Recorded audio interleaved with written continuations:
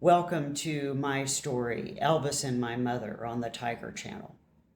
Both of my parents grew up in Memphis, Tennessee, home of the famous Rendezvous barbecue restaurant, and Elvis.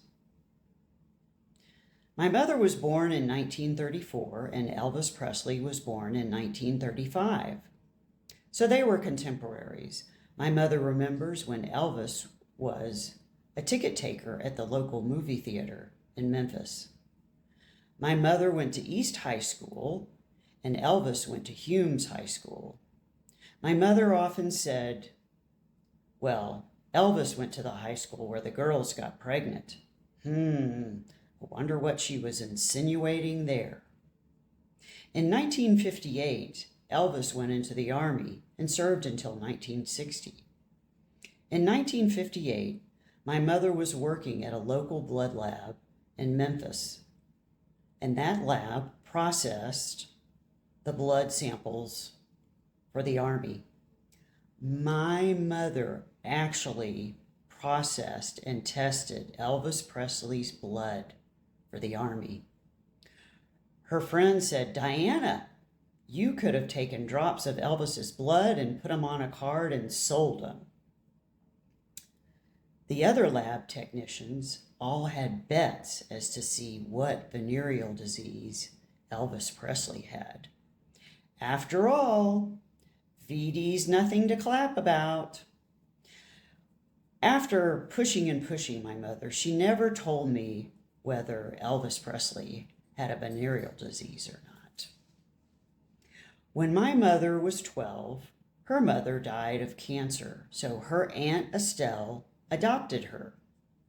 Aunt Estelle was a nurse at St. Joseph's Hospital, and Gladys Presley worked there as a nurse's aide.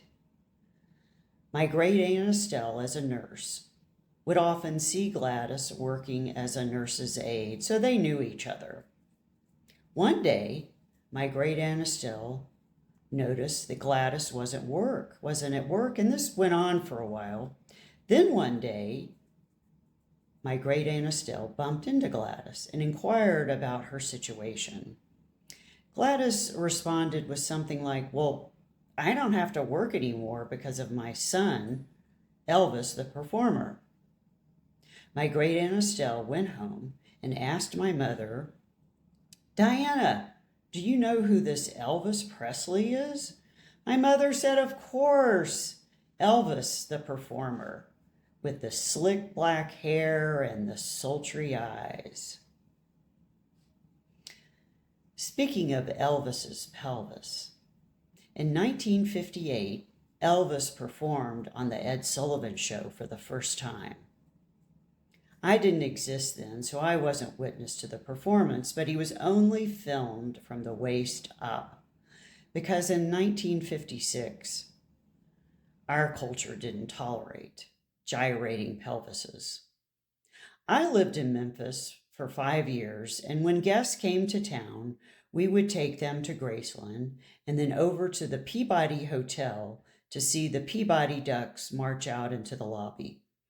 In the gift shop, one of the items they sold was an Elvis clock, and what moved the hands around the Elvis clock was Elvis's hips swaying away. That's my story for today. Thanks for listening.